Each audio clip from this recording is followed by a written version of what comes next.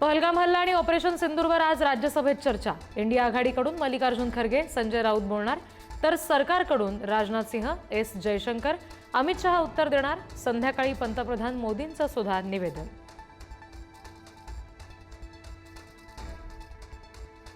जगातील कुणाही नेत्यांना ऑपरेशन सिंदूर थांबवायला सांगितलं नाही। ट्रम्प यांचं नाव न घेता मोदींचं राहुल गांधी यांना उत्तर, तर पुन्हा हल्ला केल्यास पाकला करारात जबाब देणार।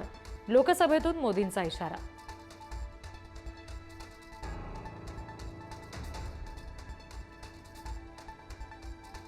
ऑपरेशन सिंदूर मीडिया समोरचा तमाशा असल्याच्या प्रणिती शिंदे यांच्या आरोपावर मोदींचा पलटवार। सर्जिकल स्ट्राईक आणि ऑपरेशन सिंदूरचे पुरावे मागणाऱ्या काँग्रेसला जनता थारा देणार नाही, मोदींचा टोला।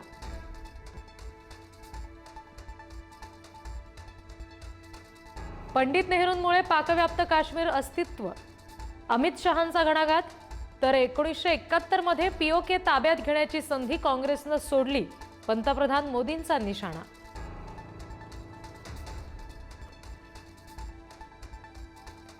ऑपरेशन सिंदूरचं श्रेय घेता मग हल्ल्याची जबाबदारी का स्वीकारत नाही, पंतप्रधान मोदींना तिखट सवाल। अमेरिकेनं शस्त्रसंधी जाहीर करणं हे मोदींच्या बेजबाबदारपणाचं प्रतीक असल्याची टीका।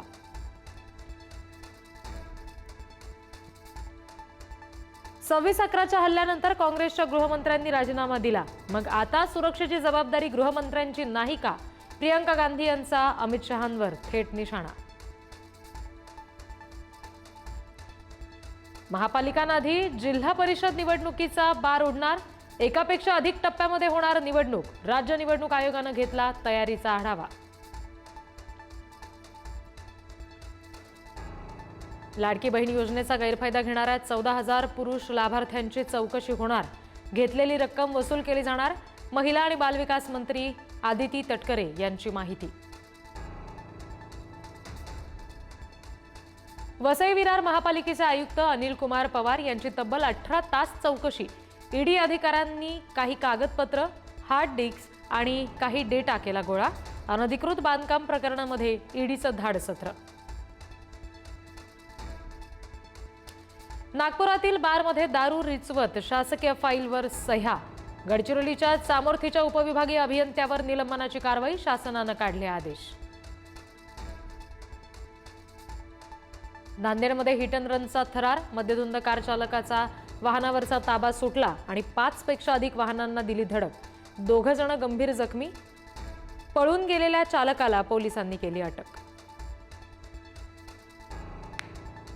अमरावतीमध्ये आदिवासी आश्रमशाळेमध्ये पाण्याची टाकी कोसळून 14 वर्षीय विद्यार्थिनीचा मृत्यू, तर 3 विद्यार्थिनी गंभीर जखमी।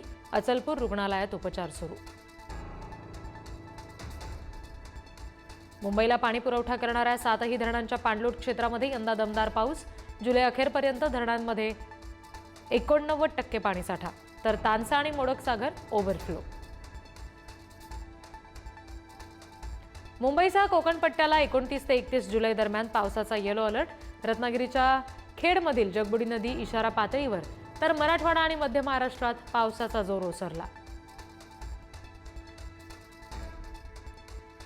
नांदेड जिल्ह्यामध्ये कालपासून मुसळधार पाऊस। बाराडा परिसरामध्ये शेतात शिरलं पाणी, पिकांचं नुकसान, शेतकरी हवालदिल।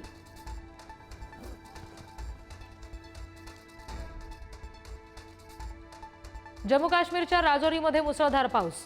धरहाली आणि सक्तोह नद्यांना पूर, नदीकाठच्या परिसरामध्ये शिरलं पाणी, नागरिकांना सावध राहण्याच्या सूचना। उत्तर चीनसह बीजिंगमध्ये मुसळधार पाऊस, महाभयानक पूर, 38 लोकांचा मृत्यू। 4 दिवसात वर्षभराच्या सरासरी इतका पाऊस, डोंगराळ भागामध्ये कोसळल्या दरडी। थायलंड आणि तैवानमध्ये पावसाचं थैमान, तैवानच्या शेकडो घरांमध्ये शिरलं पाणी, बचाव कार्य सुरू, तर थायलंडमधील पूरस्थितीमुळे 1,50,000पेक्षा अधिक नागरिकांचं स्थलांतर।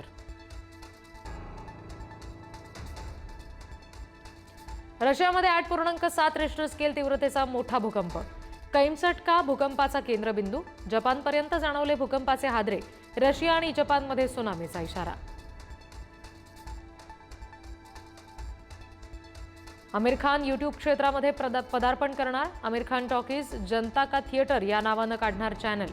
आमिर खान प्रोडक्शनचे सगळे सिनेमे याच चॅनलवर होणार प्रदर्शित. सय्यारा चित्रपटाचा बॉक्स ऑफिसवर धुमाकूळ. अवघ्या 11 दिवसात 400 कोटींची कमाई.